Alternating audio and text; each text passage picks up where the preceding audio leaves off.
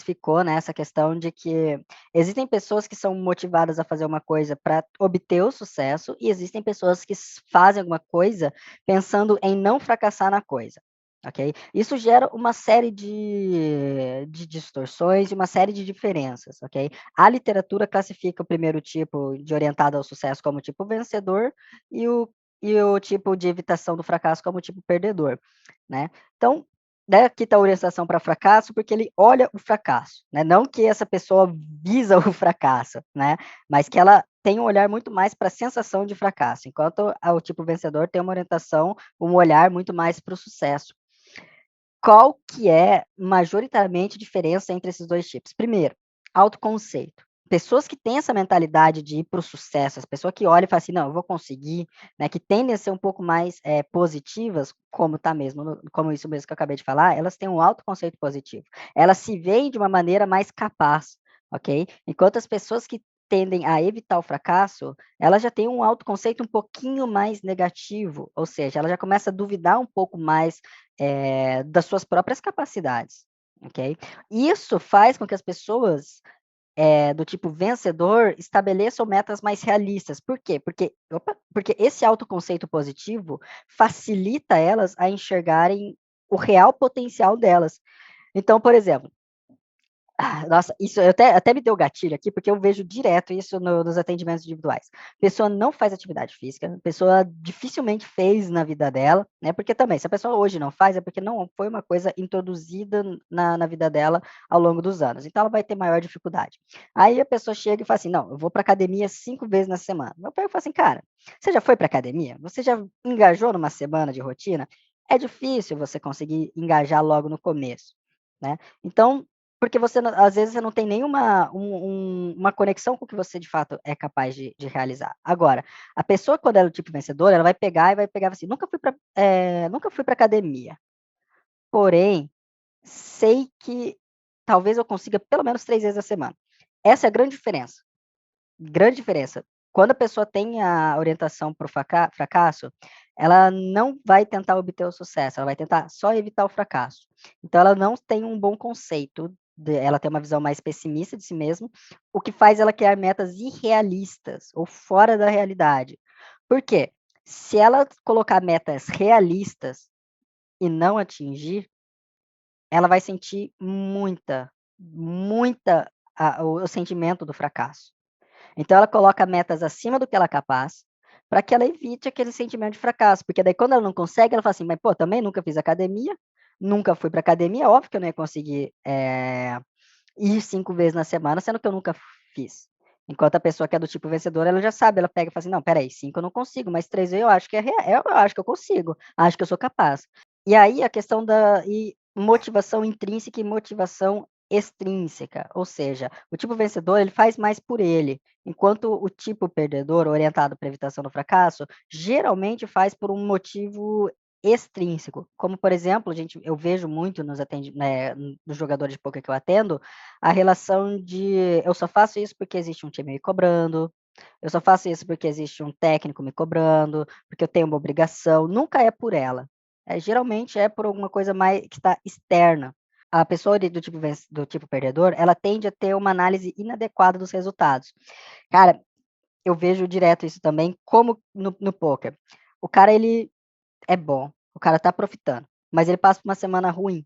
E ele fala assim, nossa, cara, mas nada dá certo, pô, né, não sou bom nisso e tal. Daí quando você vê o gráfico dele, subindo, subindo, subindo. Modesto, tá pequenininho, mas tá subindo. Ou seja, o cara, ele não consegue analisar o resultado do esforço dele.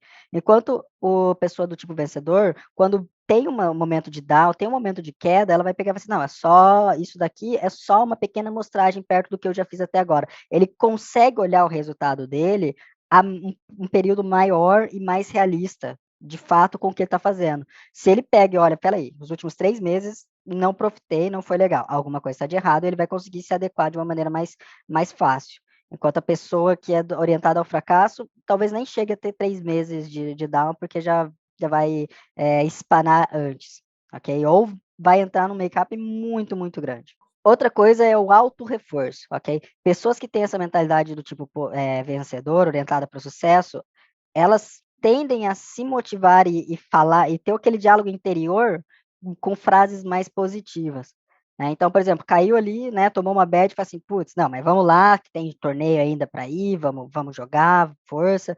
Enquanto a pessoa que tem a mentalidade orientada para evitação do fracasso, o auto-reforço dela já é mais negativo. Ela pega e fala assim: "Putz, aí, de novo, mais um cooler, pô, esse cara aqui que tá fazendo loucura na mesa aí, óbvio que ele vai ganhar, pô, por que que eu iria ganhar? Pô, não valho nada e tal, e tal, e tal". A questão é que a gente tende a enxergar as coisas de uma maneira muito binária, ok? Ambíguo, Mas é né? bem isso que você falou, existe um predominante. A gente vai olhar, a gente vai se ver nessas situações, ok?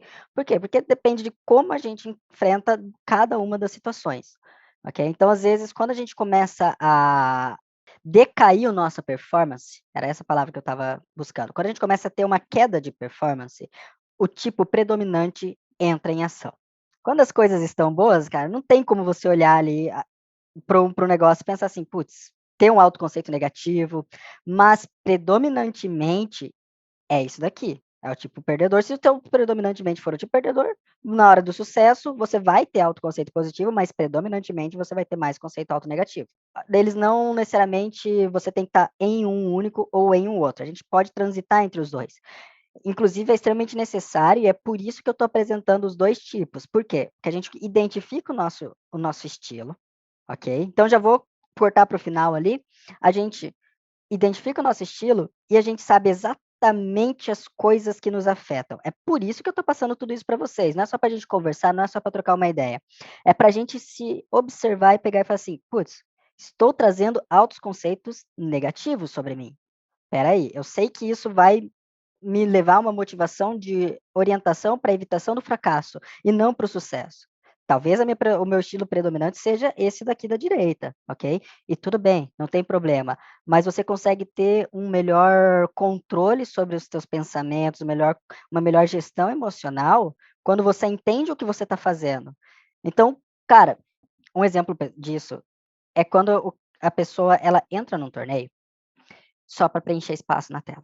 Eu falo: "Qual que é a tua motivação para poder estar, se registrando nesses torneios? Qual que é a tua motivação para fazer aquilo?". Às vezes a pessoa não sabe, mas quando ela começa a observar todos esses fatores, começa a alinhar uma coisa na outra, fica mais fácil. Aí chega no final do grind, a pessoa pega e fala assim: "Pô, vou registrar nesse torneio aqui". Por quê? Sempre a primeira pergunta: "Por quê? Por que que eu estou fazendo isso?", né. Outro exemplo disso, início de grind.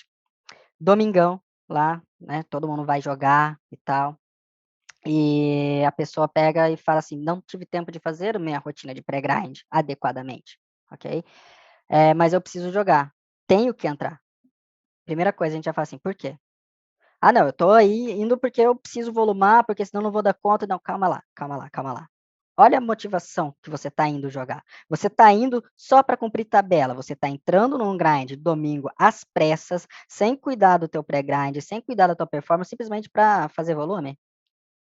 Né, não faz sentido. Então, quando eu trago todos esses conceitos sobre motivação, é para você observar como os pensamentos interferem nas suas tomadas de decisões dentro de cada uma das coisas que você está fazendo. Quando você começa a pegar e falar assim: "Putz, eu vou executar essa jogada aqui, porque se eu arriscar, eu posso não ter sucesso", então, opa, mentalidade de evitação do fracasso, ok? Já começa a se policiar ali. Aconteceu uma situação, autoconceito negativo, opa, não estou buscando sucesso, estou aqui talvez tentando só evitar o fracasso, ok? Coloquei uma meta muito acima ou muito fácil, opa, meta irrealista, não faz sentido, ok? Estou querendo fazer igual, de novo, a motivação extrínseca, só pelo volume, ok? Ah, não, eu vou me definir a minha carreira inteira, né? Por mais que a carreira seja curta, mas minha carreira inteira por conta do último resultado, do último domingo, ignorando tudo que eu fiz, ignorando tudo que eu já ganhei, uma análise inadequada dos resultados, ok?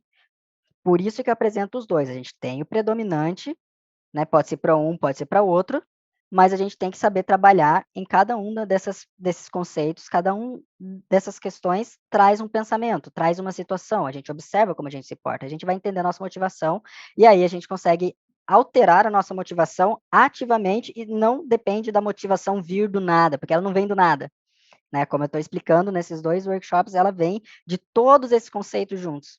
Segurança no comportamento, tá ali. Se você está jogando pôquer, você tem que ter segurança naquilo que você está fazendo. Todo mundo do fundo do poker sabe que downswing existe. Todo mundo sabe que entrar no make-up não é o fim do mundo. Por que eu vou parar de jogar quando eu entro no make-up e eu tô numa down? Por que eu vou parar quando as coisas não estão necessariamente acontecendo? É normal isso. Daí vem a insegurança, aí vem o tipo predominante. E tem a questão aqui, ó, orientação para normas individuais, ok? As pessoas que têm o tipo vencedor estão, perdão da expressão, mas pouco se fudendo para o que as outras pessoas estão pensando. É por isso que a gente vê as pessoas, grandes jogadoras de pôquer, se engajando e abrindo mão de domingo, porque as pessoas falam assim, nossa, mas você vai abrir mão de um domingo? Você vai jogar no feriado? E isso, e aquilo. Fala assim, cara, é o meu sonho. Eu sei o valor disso. E vai. Enquanto isso, as pessoas já começam a falar, peraí, né? Verdade. Peraí, não faz tanto sentido, mas, putz. E não tem problema você foldar um domingo para poder passar com a sua família. Desde que isso seja a tua escolha. Entende? Desde que isso seja uma decisão tua e única e exclusivamente tua. O problema é quando a gente faz isso, ó. Aqui, ó, motivação intrínseca, motivação extrínseca.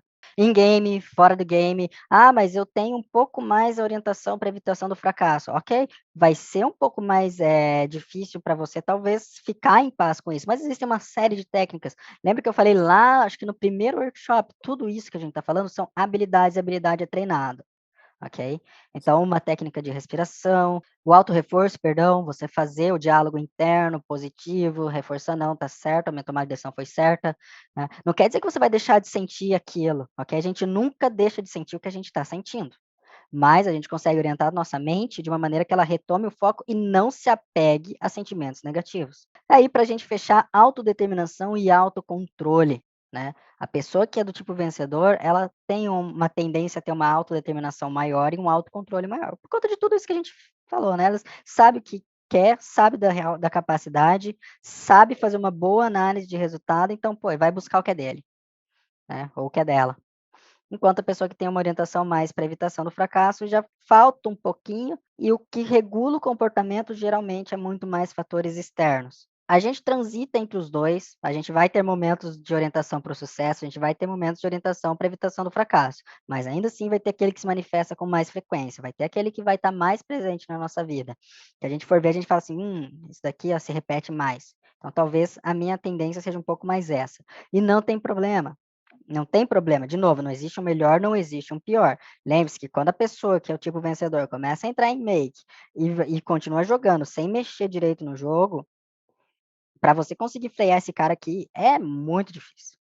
É muito trabalhoso. Porque a pessoa, às vezes, ela se perde, ela não vê. Ela fala assim, não, mas eu tenho que fazer isso. E vai, pega, joga esse conceito de autodeterminação em patamares extremamente disfuncionais e vai lá e começa a grindar, grindar, grindar, grindar, grindar, grindar. Um tipo de comportamento disfuncional que aparece no tipo vencedor, a gente consegue pegar no volume. O cara vai lá, 30, 35, 40 torneios. 30, 35, 40 torneios em média dali, cada dia, de repente você vê um dia o cara fez 60 torneios.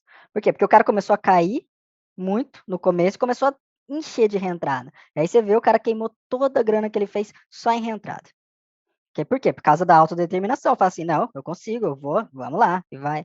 Então, por exemplo, se o cara ganhou e de repente o externo não falou nada, o externo não ligou para o cara, a chance dele repetir esse comportamento começa a diminuir.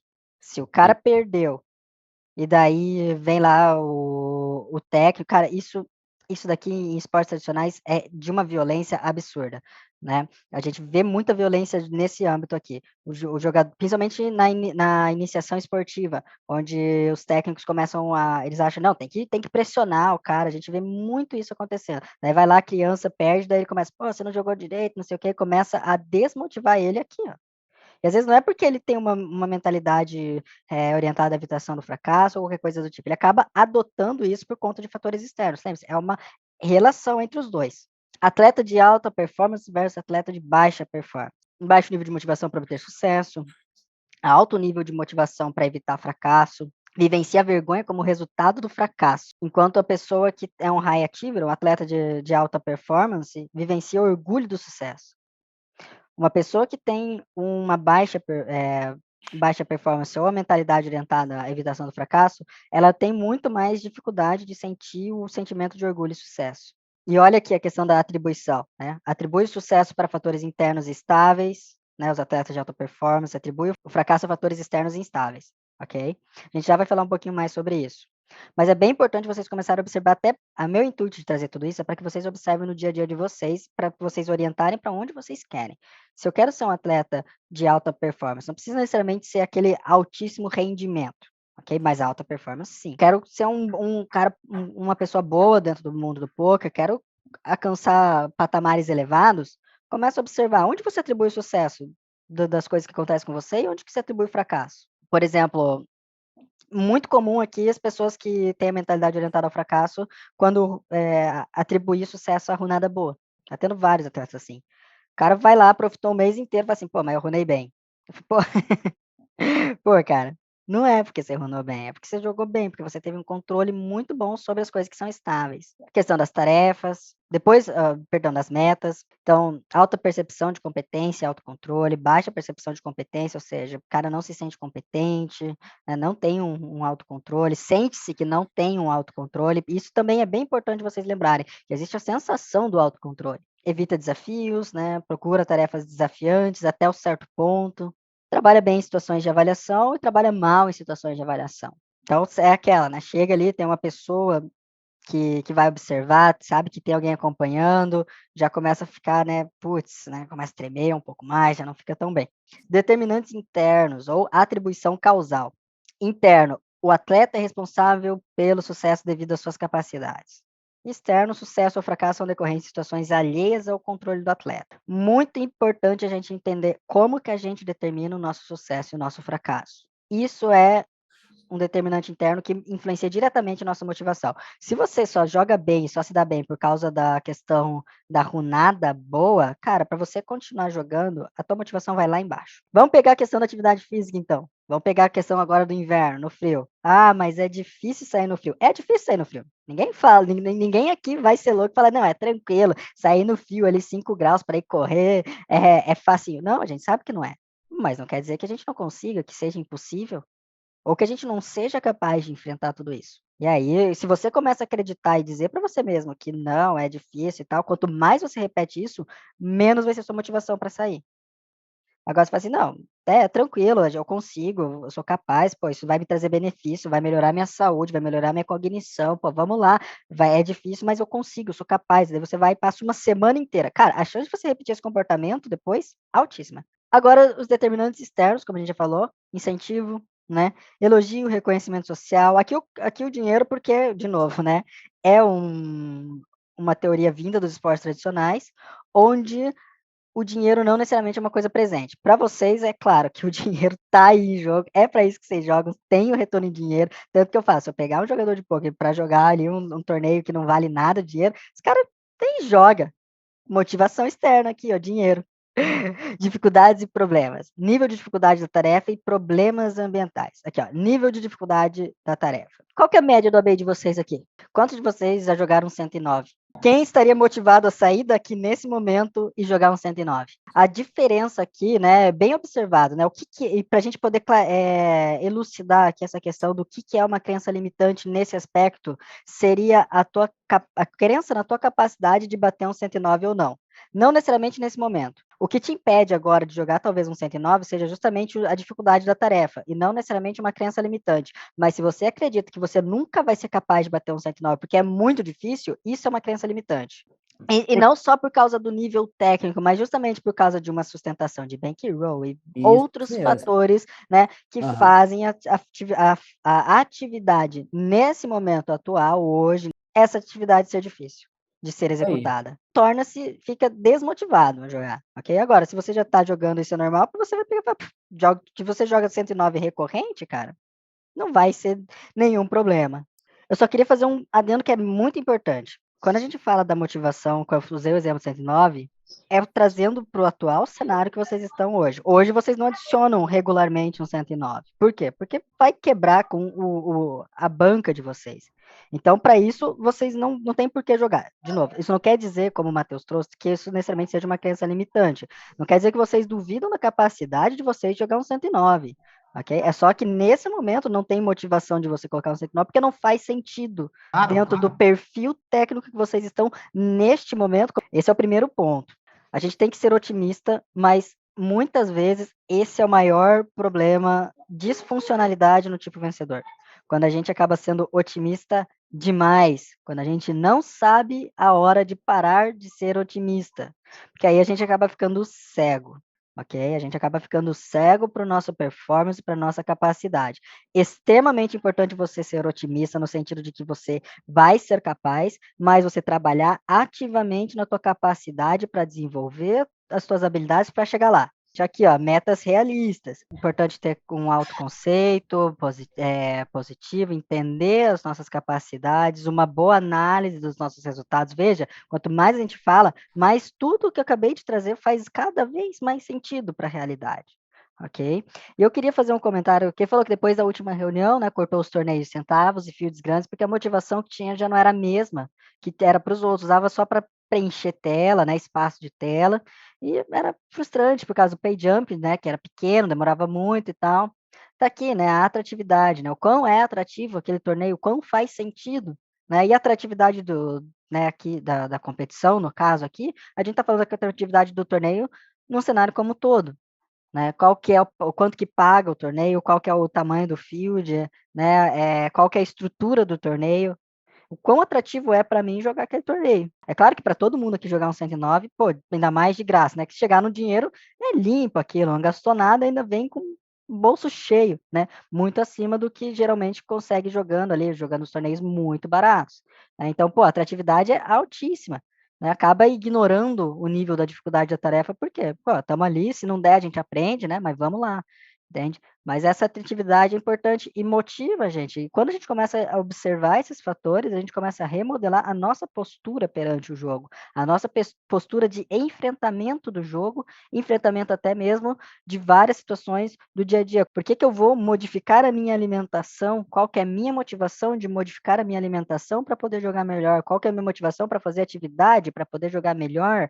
para poder ter uma saúde mais, envelhecer com mais saúde, né? O quanto que isso é atrativo, qual que é a dificuldade? Às vezes a pessoa pensa, putz, fazer atividade física é muito difícil, né? E às vezes começa a se retrair através disso, mas existem várias outras coisas que a gente pode estar trabalhando para poder promover essa motivação. Como eu disse, mas quais são os outros elementos atrativos que tinha aquilo? Eu falei assim, pô, eu preciso me engajar. Se eu não conseguir fazer isso agora, ano que vem, de novo no inverno, vai ser muito fácil para eu desistir. E se eu conseguir agora com 0 grau, hoje de manhã, por exemplo, que estava assim, que eu fui, tipo, pô, tá calorzão hoje, né? Vamos lá. Por quê? Porque eu já passei por uma tarefa mais difícil que aquela. E eu sei que eu sou capaz. Mas muito bom, a gente conseguiu enriquecer bastante, eu acredito, a visão de vocês sobre motivação, a visão sobre como que vocês se portam. Lembre-se que o meu intuito aqui é trazer uma reflexão, primeiro, conhecimento sobre como que a gente pode estar, como os nossos pensamentos funcionam e como que a gente está se portando nessas situações para a gente poder enfrentar o mundo do poker, que não é um mundo fácil, cada vez mais preparado, mais consciente da realidade que é, e conseguir, enfim, chegar no tão sonhado 109, que é apenas um marco dos vários outros que vocês podem estar alcançando.